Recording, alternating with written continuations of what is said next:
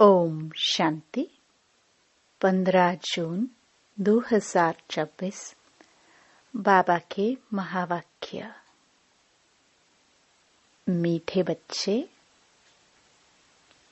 अमर बाबा आया है तुम्हें ज्ञान का तीसरा नेत्र देने। अभी तुम तीनों कालों और तीनों लोकों को जानते हो।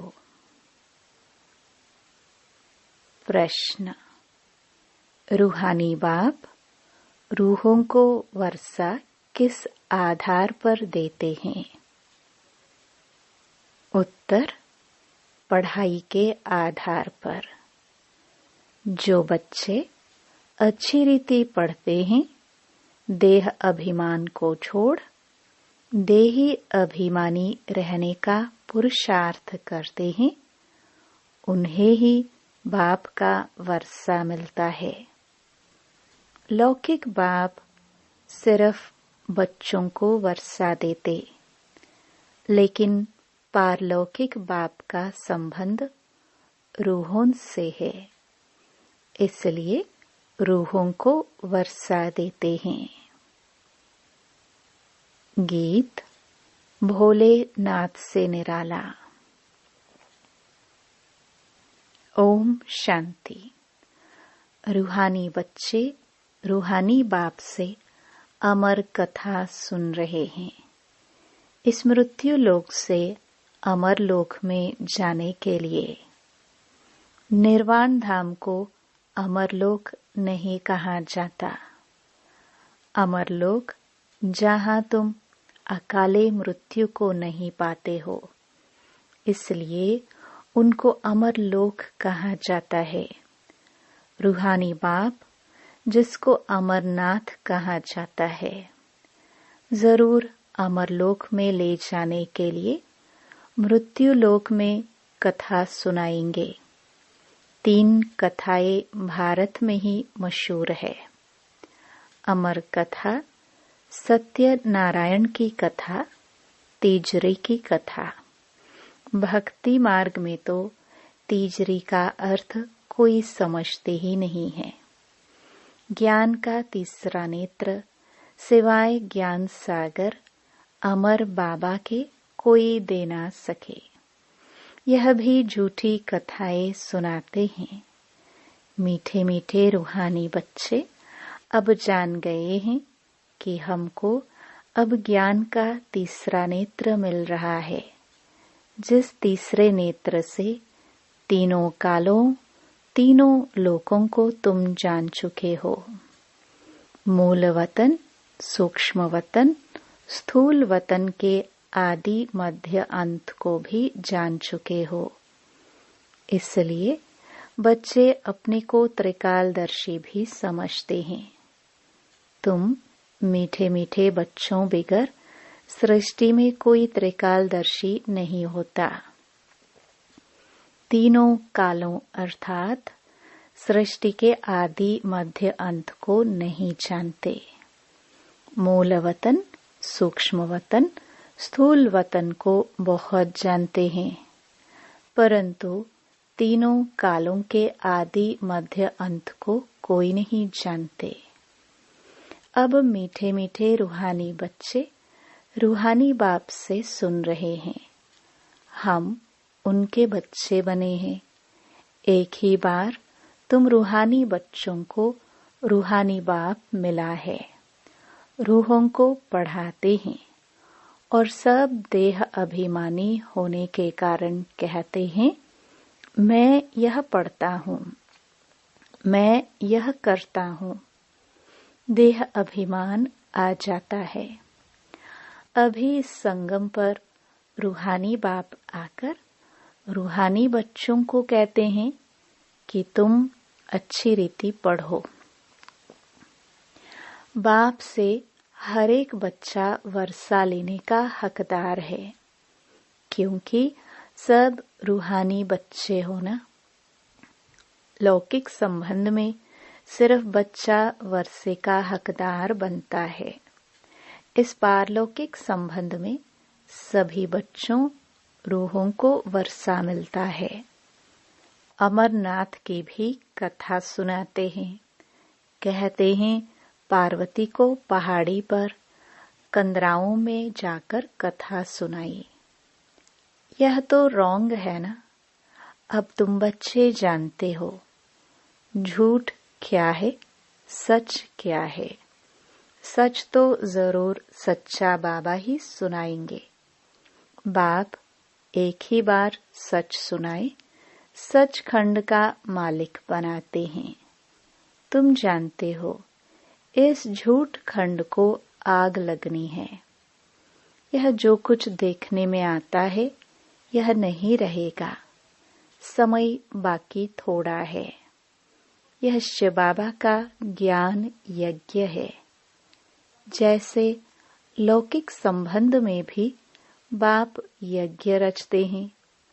कोई रुद्र यज्ञ रचते हैं, कोई गीता यज्ञ, कोई रामायण यज्ञ रचते हैं। यह है शिव बाबा व रुद्र ज्ञान यज्ञ। यह अंतिम यज्ञ है। तुम जानते हो हम अमरपुरी में अब जा रहे हैं। बाकी थोड़े मिनट का अब रास्ता है। कोई भी मनुष्य को यह पता नहीं है। वह तो कह देते हैं मृत्यु लोक से अमर लोक में जाने के लिए 40,000 वर्ष अभी पड़े हैं। अमर लोक सत्युग को कहा जाता है। तुम बच्चों को अभी बाबा सम्मुख बैठ अमर कथा, तीजरी की कथा, सत्यनारायण की कथा सुना रहे हैं। भक्ति मार्ग में क्या क्या होता है वह तो देखा। भक्ति मार्ग का कितना विस्तार है। जैसे झाड़ का बड़ा विस्तार होता है वैसे हो भक्ति का भी बड़ा कर्मकांड का झाड़ है। यज्ञ, व्रत, नेम, जप, तप आदि कितना करते हैं। इस जन्म के भक्त तो बहुत बैठे हैं। मनुष्यों की वृद्धि होती रहती है। तुम भक्ति मार्ग में आए हो तब से दूसरे धर्म स्थापन हुए हैं। हर एक का अपने धर्म से कनेक्शन है। हर एक की रस्म रिवाज अलग है। भारत अमरपुरी था।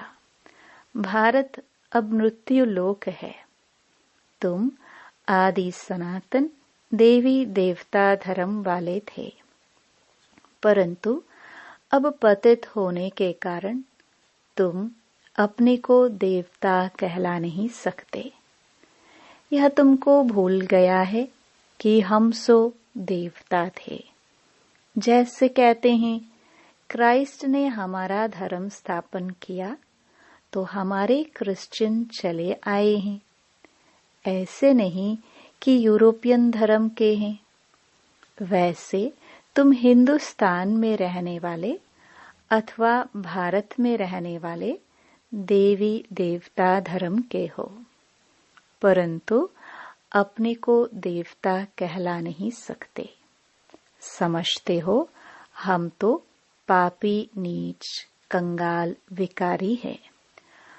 भक्ति मार्ग में मनुष्य दुखी होते हैं तो बाप को ही पुकारते हैं। यह सिर्फ तुम ब्राह्मण बच्चे ही जानते हो कि जिस बाप को पुकारते आए हैं वह हमको बेहद का वर्षा देने के लिए अमर कथा सुना रहे हैं। हम अमरपुरी के मालिक बनने वाले हैं। अमरपुरी को स्वर्ग कहा जाता है। तुम कहेंगे हम स्वर्गवासी बनने के लिए पुरुषार्थ कर रहे हैं। कलयुग में मनुष्य मरते हैं तो कहते हैं स्वर्गवासी हुआ। अब उसने कोई स्वर्ग में जाने के लिए पुरुषार्थ थोड़े ही किया। तुम तो पुरुषार्थ कर रहे हो अमरपुरी वैकुंठ में जाने के लिए। पुरुषार्थ कराने वाला कौन? अमर बाबा जिसको अमरनाथ भी कहा जाता है। इस यज्ञ को पाठशाला भी कहा जाता है। दूसरे कोई पाठशाला को यज्ञ नहीं कहा जाता। यज्ञ अलग रचे जाते हैं, जिसमें ब्राह्मण लोग बैठ मंत्र पढ़ते हैं। बाप कहते हैं, यह तुम्हारा कॉलेज भी है, यज्ञ भी है, दोनों इकट्ठे हैं। तुम जानते हो, इस ज्ञान यज्ञ से विनाश ज्वाला प्रज्वलित हुई है। इसमें सारी दुनिया स्वाहा हो जानी है, फिर नई दुनिया बननी है। इसका नाम ही है महाभारी महाभारत लड़ाई। इस जैसी लड़ाई और कोई होती नहीं। कहते हैं, युद्ध में मुसलों से लड़ाई हुई। तुम्हारे साथ लड़ाई तो है नहीं, इसको महाभारत लड़ाई क्यों कहते हैं? भारत में तो एक ही धर्म होता है ना।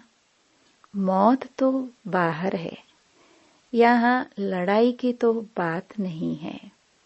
बाप समझाते हैं, तुम्हारे लिए नई दुनिया चाहिए तो जरूर पुरानी दुनिया का विनाश होगा। तुम बच्चों की बुद्धि में विराट रूप का भी सारा ज्ञान है। यह भी समझते हो, जो कल्प पहले आए थे वही आएंगे देवता बनने के लिए। बुद्धि का काम है। हम जितने ब्राह्मण बने हैं, अब फिर देवता बनेंगे। प्रजापिता ब्रह्मा भी गाया हुआ है। परमपिता परमात्मा ब्रह्मा द्वारा मनुष्य सृष्टि रचते हैं, इसलिए ब्रह्मा को प्रजापिता कहते हैं। परंतु कैसे कब रचते हैं, यह कोई नहीं जानते। क्या शुरू में मनुष्य नहीं है जिनको रचते हैं?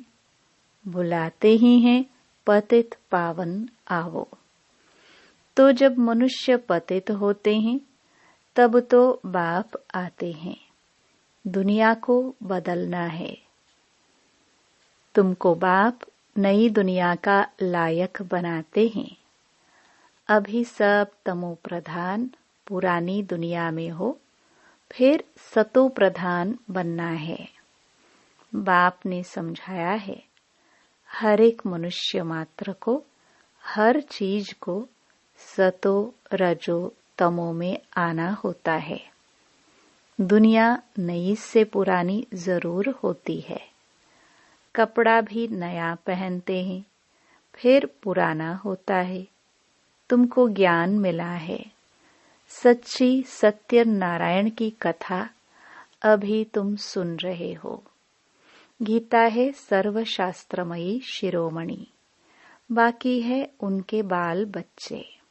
जैसे ब्रह्मा की वंशावली, वैसे गीता है मुख्य। ओंज ते ओंज माँ बाप, बाकी हैं बच्चे। अभी माँ बाप से वर्षा मिल सकता है। बाकी कितने भी शास्त्र पढ़े, कुछ भी करे, वर्षा मिल ना सके। करके जो शास्त्र पढ़ते हैं, उनकी बहुत कमाई होती है। वह तो हो गया अल्पकाल के लिए। यहाँ तुम बच्चे जानते हो तो कितनी कमाई करते हो। 21 जन्म के लिए विचार करो।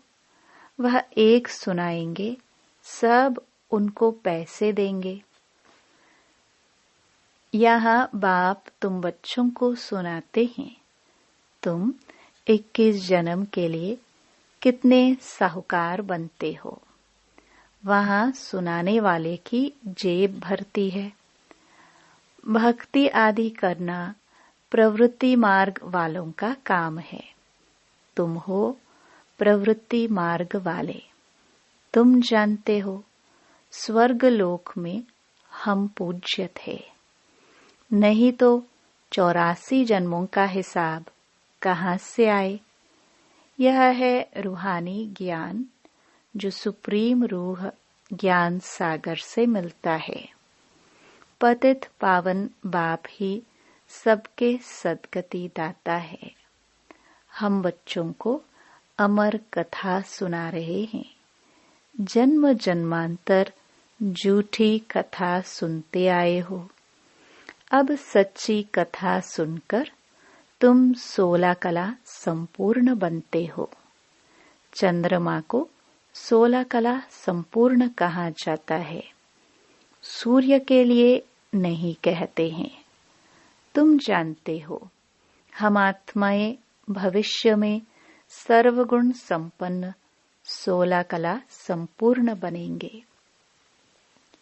फिर आधा कल्प के बाद उन्हों में खाद पड़ जाती है। अभी तुम समझते हो हम फिर से सर्वगुण संपन्न 16 कला संपन्न 100 देवता फिर से बन रहे हैं। हम आत्माएं पहले अपने घर जाएंगे, फिर हम शरीर धारण कर 100 देवता बनेंगे, फिर चंद्रवंशी घराने में आएंगे। 84 जन्मों का हिसाब किताब चाहिए। किस युग में, किस वर्ष में कितने जन्म हुए। बाप ने 84 जन्मों की सच्ची सच्ची कथा अब सुनाई है। तुम बच्चों को कहेंगे तुम भारतवासी 84 जन्म लेते हो। अपने को एक तो ब्राह्मण समझना पड़े। मम्मा बाबा कहते हो ना, वर्षा शिव बाबा से लेते हो। ब्रह्मा बाबा द्वारा ब्रह्मा भी उनका हो गया। ब्रह्मा से वर्षा मिल न सके, यह भी भाई हो गया। यह शरीरधारी है ना। तुम सब बच्चे वर्षा उनसे लेते हो, इन ब्रह्मा से नहीं। जिससे वर्षा नहीं पाना है उनको याद नहीं करना है, एक शिव बाबा को ही याद करना है। उनको ही कहते हैं तुम मात पिता हम बालक तेरे। तुम इनके पास आते हो तो बुद्धि में रहता है हम शिव बाबा के पास जाते हैं। याद शिव बाबा को ही करना है। आत्मा बिंदी है, उसमें 84 जन्मों का पाठ नोंधा हुआ है। आत्मा भ्रकटी के बीच में रहती है, उड़ती भी सेकंड में है। मैं आत्मा एक शरीर छोड़ दूसरा लेता हूँ। भ्रकटी के बीच जाए विराजमान होता हूँ। बुद्धि में समझ है हमारी आत्मा ऐसी है। सतयुग में तो कोई ऐसी चीज देखने की आश नहीं रहती। आत्मा को देख सकते हैं दिव्य दृष्टि से। कोई इन आंखों से देखने की बात नहीं है। भक्ति मार्ग में ही साक्षात्कार करते हैं। जैसे रामकृष्ण का शिष्य विवेकानंद था। उसने बताया है मैं सामने बैठा था तो उनकी आत्मा निकल मेरे में प्रवेश हो गई। ऐसे कोई होता नहीं है। आत्मा कैसे एक शरीर छोड़ दूसरे में प्रवेश करती है, ये सब बातें तुम बच्चों को समझाई जाती हैं। अभी तुम समझते हो हम अमरलोक में जाने के लिए पुरुषार्थ कर रहे हैं। अमरलोक में हम जन्म लेंगे, वहां हम गर्भ महल में होंगे। यहाँ तो गर्भ जेल में बहुत त्राही त्राही करते हैं। अब आधा कल्प के लिए बाबा तुमको सब दुखों से छुड़ाते हैं, तो कितना प्यार से ऐसे बाप को याद करना चाहिए। अच्छा, मीठे मीठे सिखिलदे बच्चों प्रति माता पिता बाप दादा का याद प्यार और गुड मॉर्निंग। रूहानी बाप की रूहानी बच्चों को नमस्ते। धारणा के लिए मुख्य सार। पहला, स्वयं को रूह समझ रूहानी बाप से पढ़कर पूरा वर्षा लेना है। सचखंड का मालिक बनने के लिए सच्ची कथा सुननी और सुनानी है। दूसरा, जिस बाप से बेहद का वर्षा मिलता है उसे ही याद करना है, किसी देहधारी को नहीं। इस पुरानी दुनिया को आग लगनी है, इसलिए इसे देखते भी नहीं देखना है। वरदान। साइलेंस की शक्ति द्वारा अपने रजिस्टर को साफ करने वाले लोकप्रिय प्रभु प्रिय भव। जैसे साइंस ने ऐसी इन्वेंशन की है जो लिखा हुआ सब मिट जाए, मालूम न पड़े। ऐसे आप साइलेंस की शक्ति से अपने रजिस्टर को रोज साफ करो तो प्रभु प्रिय व दैवी लोकप्रिय बन जाएंगे। सच्चाई सफाई को सभी पसंद करते हैं, इसलिए एक दिन के किए हुए व्यर्थ संकल्प व व्यर्थ कर्म की दूसरे दिन लीक भी न रहे। बीती को बीती कर फुल स्टॉप लगा दो तो रजिस्टर साफ रहेगा और साहिब राजी हो जाएगा। स्लोगन। व्यर्थ संकल्प करना व दूसरों के व्यर्थ संकल्प चलाने के निमित्त बनना, यह भी अपवित्रता है। ये अव्यक्त इशारे। सदा हर्षित रहने के लिए अपनी नेचर को सरल बनाओ, सहनशील बनो। मन, वाणी, कर्म में सरलता और सहनशीलता, यह दोनों आवश्यक है। अगर सरलता है, सहनशीलता नहीं तो भी श्रेष्ठ नहीं। सरलता के साथ सहनशीलता है तो शक्ति स्वरूप कहा जाता है। शक्तियों के चित्रों में सरलता और सहनशीलता दोनों ही गुण दिखाते हैं। अभी के रिजल्ट में कहाँ सहनशीलता अधिक है, कहाँ सरलता अधिक है। अब इन दोनों को समान बनाओ। ओम शांति।